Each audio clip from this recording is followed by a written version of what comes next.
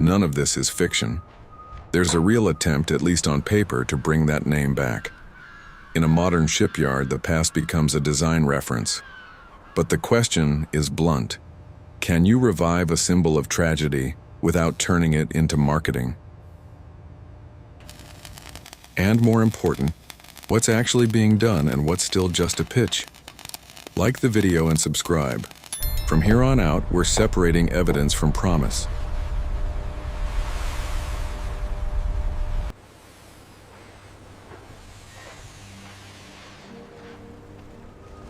The project is real. The real question is what it truly means. This isn't a 1.1 copy of the 1912 ship.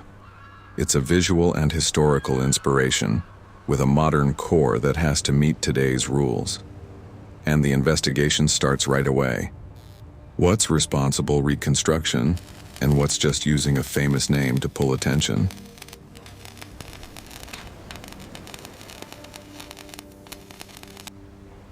Throughout this video, we're going to check the where, the how, and the who. But we're also going to face the boring part, the necessary part. What exists in the physical world, and what exists only in talk. Because out at sea, promises don't float.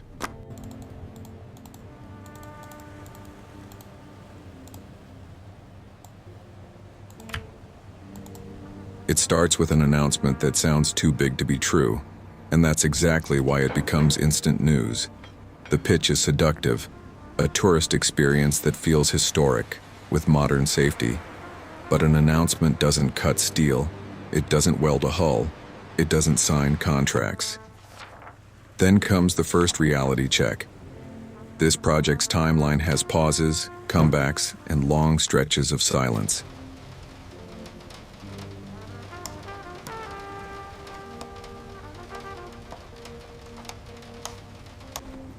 You've seen this before, right? The topic explodes, everyone weighs in, then the quiet takes over. From here, the question is, what went beyond the headline?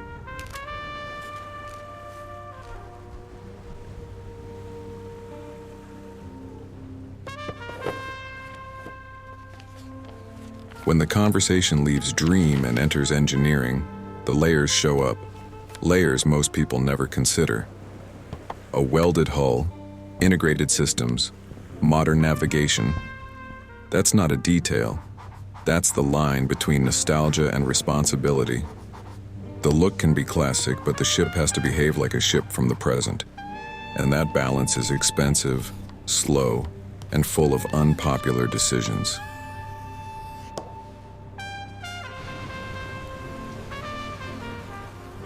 Sometimes you change what looks pretty to save what has to work. This is where the project, if it's serious, shows consistency. If it's not, the makeup starts to show.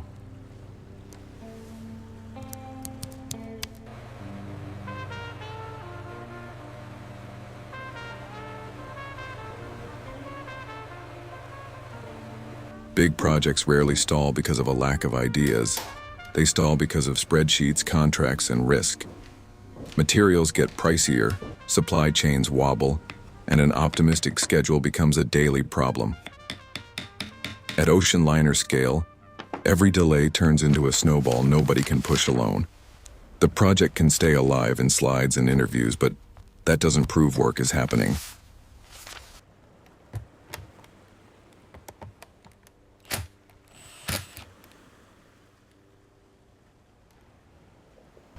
So here's the question, no fluff. Where are the physical signs of a real start? Because without concrete evidence, construction is just intention.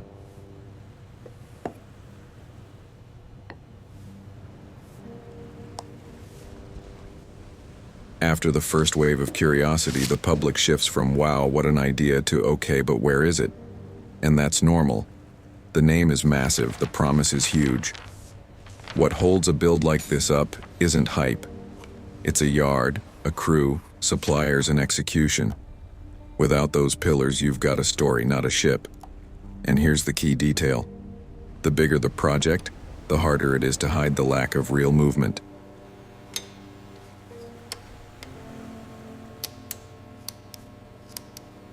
From this point on, the investigation gets colder and more objective. Paperwork, contracts, the yard, hard proof.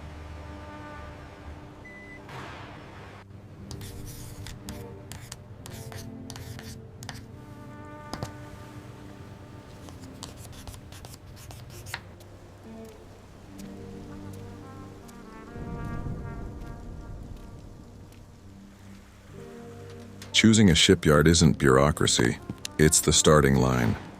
Without a defined location and reserved capacity, everything else is a theory. And when possible yards pop up in different regions, the project starts to feel like it's still house hunting, which usually signals risk and uncertainty. That doesn't mean it's a lie. It means it's vulnerable. And vulnerability in shipbuilding turns into cost.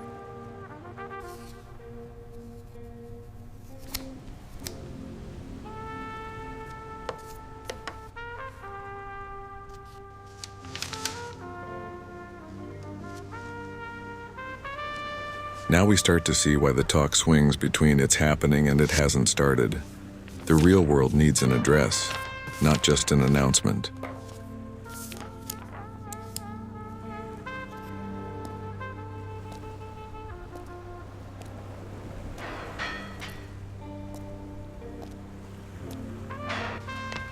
The obsession with authenticity hits a wall that doesn't negotiate. Modern safety. Corridors need escape width. Materials need fire performance. Doors need proper sealing and closure systems.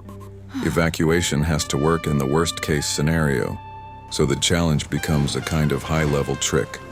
Hide the modern without compromising the modern. That's what separates a decorative replica from an operational ship.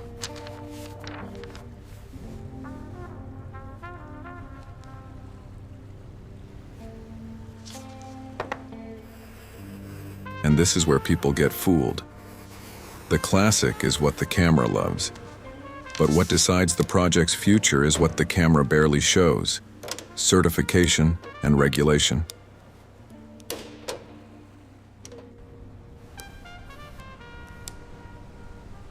The recent relaunch brings the topic back and creates that, this time it's real feeling.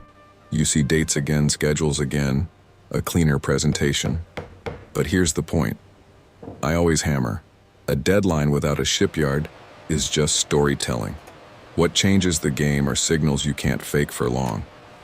A signed yard contract, reserved capacity, steel cutting, modules on the floor, suppliers moving, a crew working shifts. If none of that shows up, the story is still in planning mode. Even if the communication looks active. So here's an uncomfortable but fair question. Do you believe the stage and the render or the factory floor evidence? Because in the end, construction isn't a vibe. It's the sound of welding. It's logistics. It's real delays, real costs. And if this project wants to be taken seriously, it has to start leaving a verifiable trail, the kind that doesn't depend on cheering.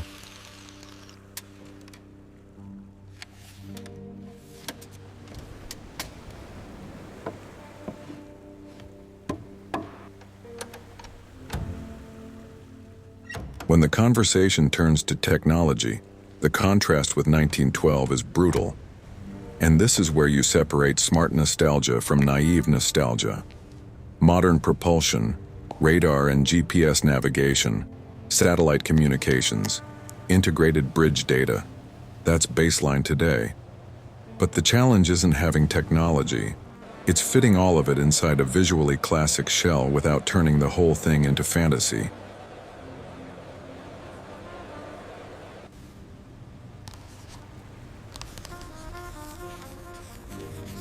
That demands hard choices. Where screens go, how ergonomics stay modern, how redundancy and certification happen without killing the look. A lot of people think it's just copy the shape. It's not. Real engineering is making the ship look old without working like it's old. And that difference decides whether this is serious or just a pretty package. Safety here isn't an extra, it's the red line. Lifeboats, evacuation, compartments, training, redundancy. Everything has to be built for the worst day, not the prettiest day. And that's what decides whether this is respect or just exploiting a name. Because a project with this kind of historical weight can't afford to be shallow.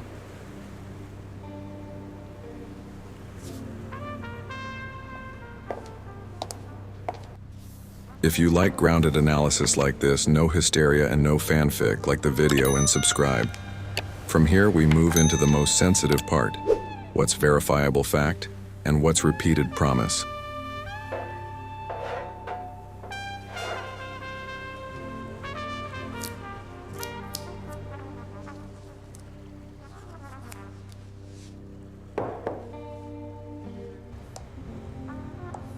Scale is a character in this story. A ship of this size requires shifts, crews, materials moving, and a clear sequence of stages. That's why "where's the build" is a fair question. Big projects leave footprints, and when the footprints don't show up, suspicion grows. At the same time, scale is exactly what makes this fascinating. If it happens, it won't be subtle.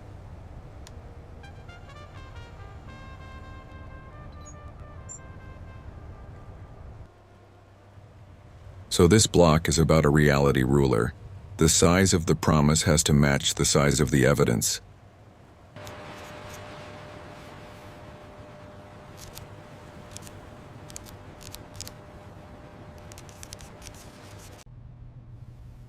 The where and the by whom aren't trivia. They're the foundation of the schedule. If the shipyard isn't locked in, a lot becomes hypothetical. Timelines, costs, logistics. Then you get competing versions, possible locations, alternative routes, classic signs of a project that hasn't secured the essentials. That doesn't prove bad faith. It shows instability. And instability in shipbuilding becomes financial and technical risk.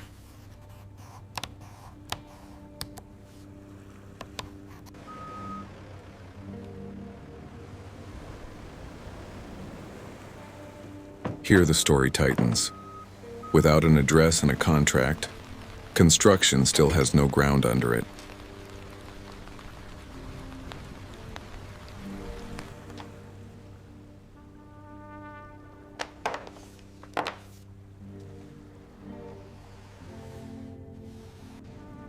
Now the core point, no stalling. There's a project, there's messaging, there's a relaunch.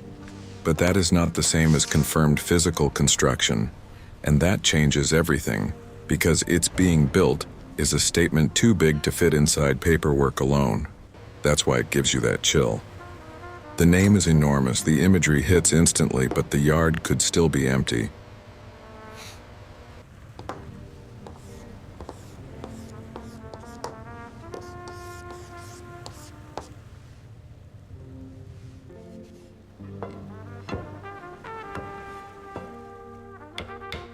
So the most important question in this video becomes, what has to happen concretely for this promise to turn into steel? Until that shows up, the line between dream and reality is dangerously thin.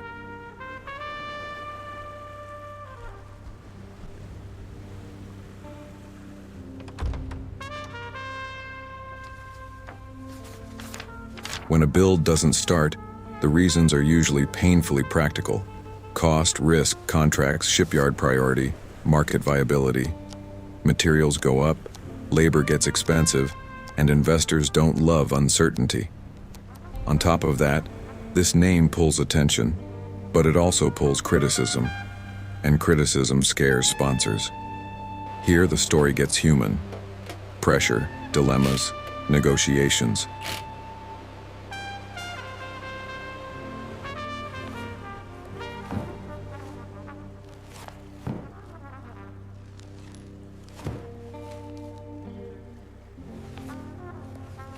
But negotiation doesn't replace execution, and time, which looked like an ally in the announcement, becomes an enemy in the budget.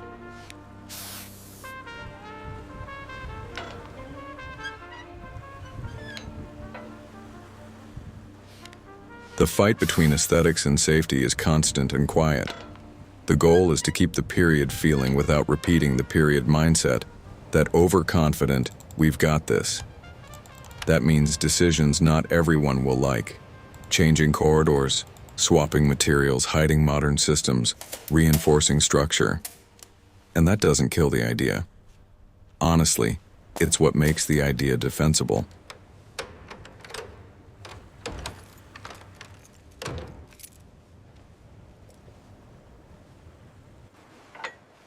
If this project wants respect, it has to admit limits. And limits aren't defeat, they're maturity, especially at sea.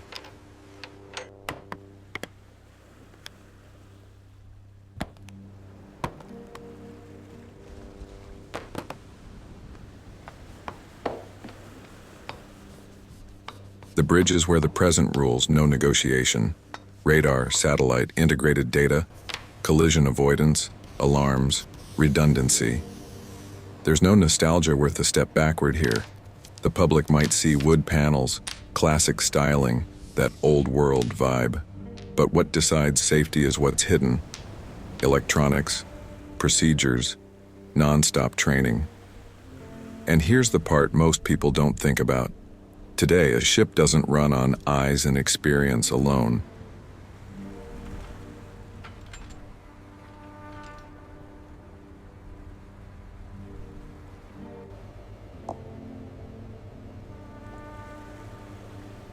It runs on layers of verification, constantly cross-checking each other. If one layer fails, another has to catch it. That's why this part isn't photogenic, but it's the most serious part of the project. It's the filter between a beautiful idea and a safe operation. Because at sea, there's no replay, no my bad, no second chance.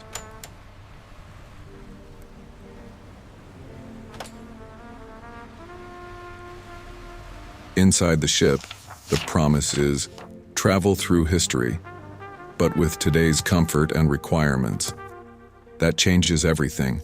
Climate control, escape routes, fire doors, materials, accessibility, maintenance. The public wants the grand staircase. The code wants the safe corridor. Operations want efficient flow. The challenge is making all of that coexist without turning it into a theme park.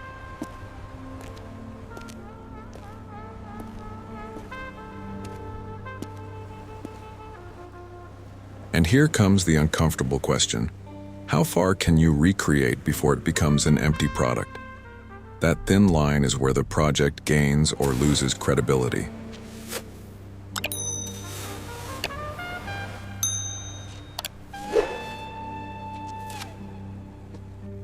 The market doesn't forgive romantic thinking.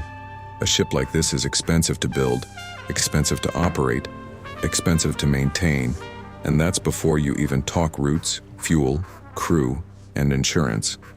It also competes with modern cruise ships selling experience through water parks, shows, massive infrastructure.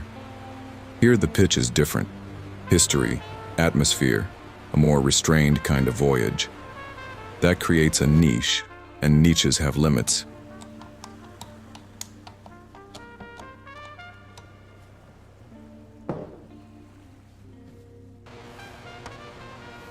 So the question is simple. Is there a big enough audience for long enough to sustain a project this large without drifting into exaggeration? And there's more. When the name comes from tragedy, the pressure for financial return can push the tone into the wrong place. That's where the risk stops being technical and becomes editorial. How do you sell it without cheapening it? The media loves this story because it's already written. The name is back. The ship is reborn. This time it's happening. But what makes headlines doesn't always make welds. Over time, people learn to doubt when all they see is presentations, renders, and interviews. Then the classic cycle kicks in. Announcement, hype, backlash, jokes, new announcement. To break that cycle, the measuring stick has to be cold and kind of boring. But it's the only one that works.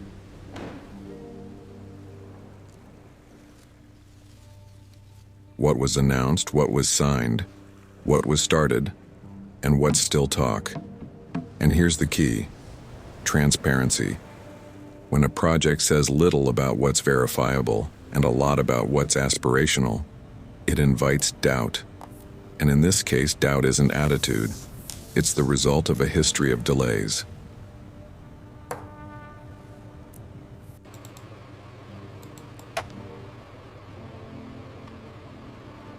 People's reactions become a moral thermometer.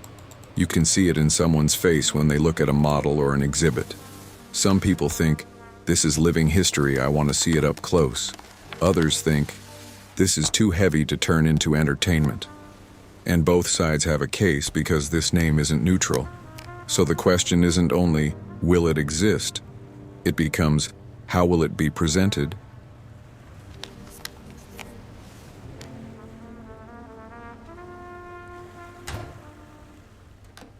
You've noticed how the same object changes completely depending on context, right?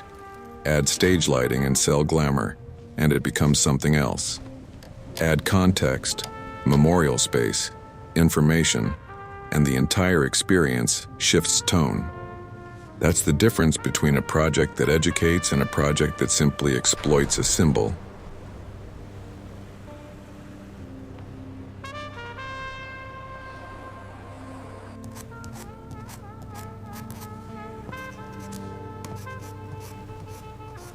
The original Titanic became a symbol of overconfidence and safety failure.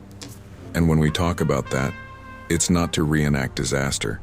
It's to understand what the world learned afterward.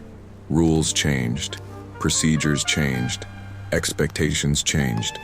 So if there's a modern Titanic, it has to be almost the opposite of the original where it matters. Evacuation, compartmentalization, redundancy, training, response capacity.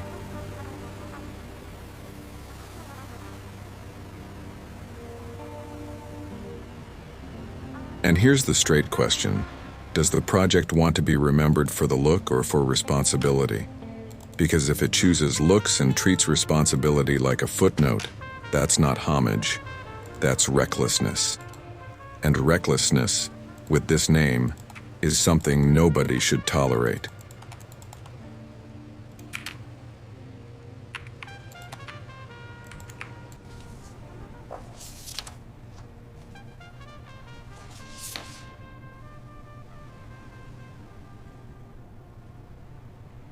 The debate, homage versus exploitation, is unavoidable.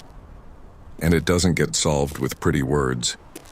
Homage shows up when there's clear historical context, when victims are recognized, when there's memorial space, and when the story avoids the glamour of tragedy. Exploitation shows up when it's all brand, all photo ops, all marketing, and the past becomes decoration. The difference can be subtle, but people feel it. You ever seen something that looked amazing but left a bad taste?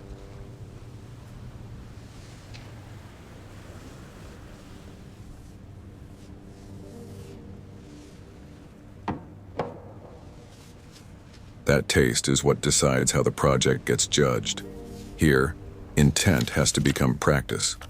What's in the script? What's in the onboard experience? What's in the educational material? And what's deliberately avoided?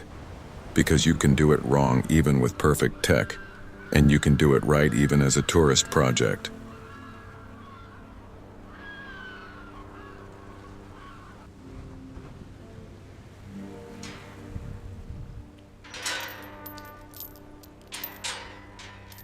If this project wants to be defensible, the path is clear. Treat the past as responsibility, not scenery. That means informing, contextualizing, explaining what happened in 1912, showing why rules changed, and honoring the human scale of the tragedy without sensationalism. The experience can be historical and touristic, yes, but with the tone of a living museum, not a cheap attraction. And that's not being sensitive for no reason. That's editorial maturity. Because memory isn't decoration.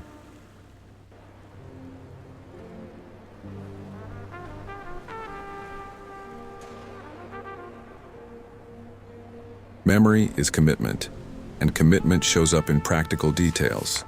Memorial spaces, the language used in campaigns, limits on what's sold as fun, and transparency about what's reconstruction versus modern adaptation. If this is done well, The project could even become a moving classroom on maritime safety.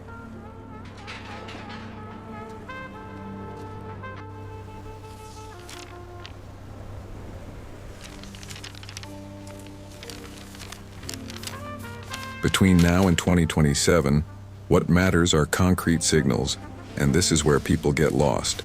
It's not they said, it's not they announced. It's evidence, a signed shipyard contract, steel cutting, modules on the ground, crews working shifts, logistics moving, certifications advancing. Without that, the story stays in promise mode. Promise is cheap, execution is expensive, and it leaves tracks. This block is your map for what to watch without falling into fan behavior.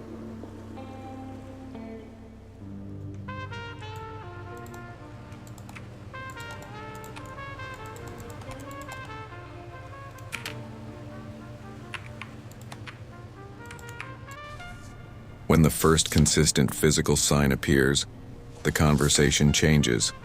When the second and third appear, it changes again. And when there's a clear certification and testing path, then you can talk about a real road to launch. Until then, caution isn't pessimism, it's method.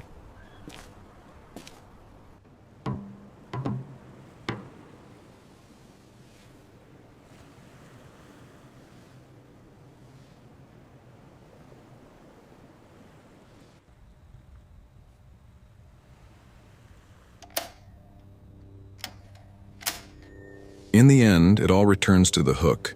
The name came back because the name grabs attention, and attention turns into money, views, and debate.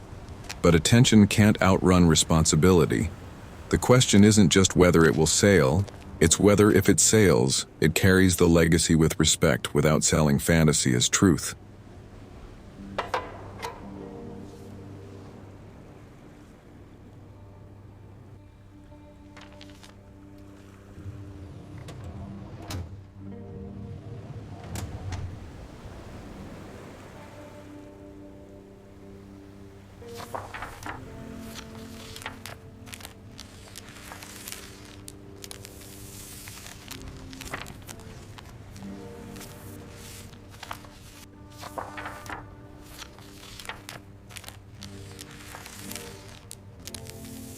And you see that in the small choices that add up. Transparency about the project stage, careful tone, the presence of memorial space, and how the project positions itself in relation to the tragedy. Because the past here isn't a cool filter, it's real weight. And that weight doesn't disappear just because someone adds new steel and modern tech. If the project won't face that head-on, it becomes just a product borrowing a name.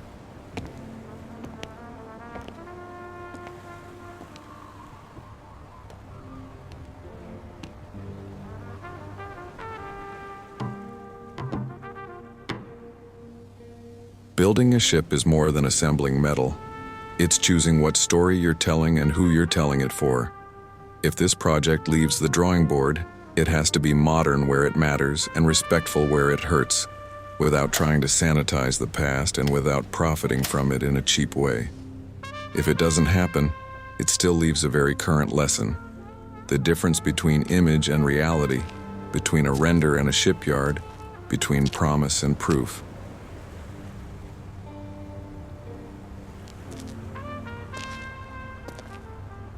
This video is an AI-assisted historical reconstruction based on period records created for educational and narrative purposes.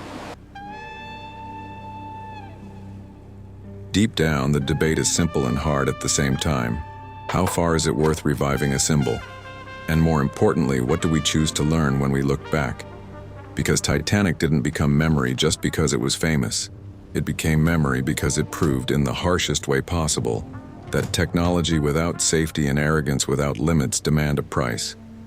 And that price shouldn't be forgotten just because the idea looks cool on a screen.